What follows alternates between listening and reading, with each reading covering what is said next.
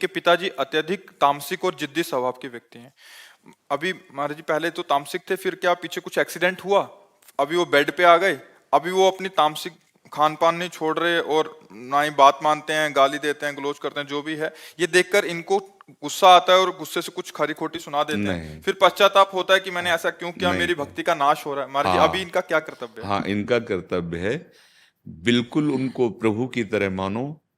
वो जैसे भी बर्ताव करें उस पर आपको नहीं देखना, आपका क्या कर्तव्य है ये आपको देखना है। जैसे आप चरण दबा रहे हो और वो आपको गाली बक रहे हैं, आपको बिल्कुल चुपचाप, आपके सारे कर्म बंधन नष्ट हो जाएंगे। आप बस अंदर से धैर्यवान बने रहिए, उनके कटु व्यवहार कटु वचन इस पर आप प्रभावित मत होइए। इस समय आपकी परीक्षा का समय है। आज अगर आप अंतिम सेवा कर ले गए उनकी, तो ऐसी यज्ञ हो गई जो अश्वमेध यज्ञ राजसूय यज्ञ से भी बढ़कर है। माता पिता भगवान का स्वरूप है। हाँ, उनका रुद्र व्यवहार है, रुद्र व्यवहार है, प्रतिकूल व्यवहार है। चार लोग उनसे मिलने जो आएंगे तो तुम्हारी निंदा करेंगे। तुम चाहे जितनी सेवा करो तुम्हारी निंदा करेंगे, ये ऐसा, ये ऐसा, ये ऐसा, ऐसा करेंगे, वैसा। आपको कुछ नहीं सुनना, आपको बिल्कुल वैसे अगर निर्वाह कर ले गए तो वो और आप दोनों के बीच में एक ईश्वरी शक्ति है, वो आपको देख रही, वो निहाल कर देगी। वो भले अपनी संपत्ति किसी को दे भी दे तो भी हाथ नहीं उठाना। वो जो संपत्ति देगा उसमें तुम निहाल हो जाओगे। वो कहां से देता है? वो अनेक ब्रह्मांडों की रचना किसी के सहयोग से की है क्या? अपने आप से, अपने आप में की है। वो कब कैसे कृपा कर देगा। हमारी तो प्रार्थना यही हाथ जोड़कर कि आपको बस ऐसे सेवा करनी अपने कर्तव्य की तरफ देखकर, उनकी तरफ नहीं। देखो, सेवा का स्वरूप यही होता है, आम शून्य जीवन। सेवा तभी सफल होती है। गुरुपद पंकज सेवा तीसरी भक्ति अमान, मान रहित होकर सेवा करना। अब हम क्या करते हैं, सेवा तो करते हैं पर हम उनका कर्तव्य देखते हैं कि इतनी सेवा करने पर इनका कर्तव्य क्या होता है। कम से कम ठीक से तो चलो, जो हम तुम्हें अच्छा खवाएं पिए उसे तो खा पी लो, मनमानी मत करो। ऐसा नहीं होगा, वो आपके प्रतिकूल चलेंगे। और अगर आप जीत गए तो निहाल हो जाओगे। बात पकड़ लो, ठाकुर जी हैं उनके हृदय मंदिर में, वो गाली भी बक सकते हैं।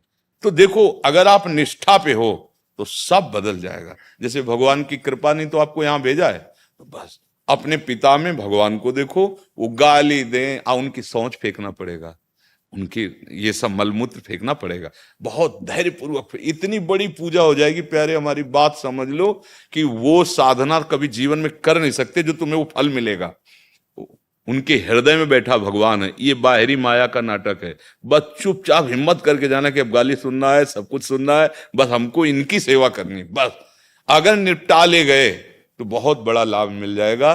बड़ा मुश्किल होता है, क्योंकि जब हम सेवा करते हैं तन से, धन से, मन से, तो हमारे मन में एक बात होती है कि प्रशंसा तो होने। जब चार रिश्तेदार आए तो कि हमारे जैसा बेटा कोई नहीं होगा, इतना तो है ना।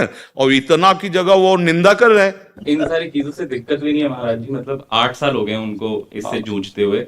जब हमारी माता श्री जो हैं, तो अध्यात्म पे वो मुझे और मेरे भाई को वही लेकर आई बचपन से।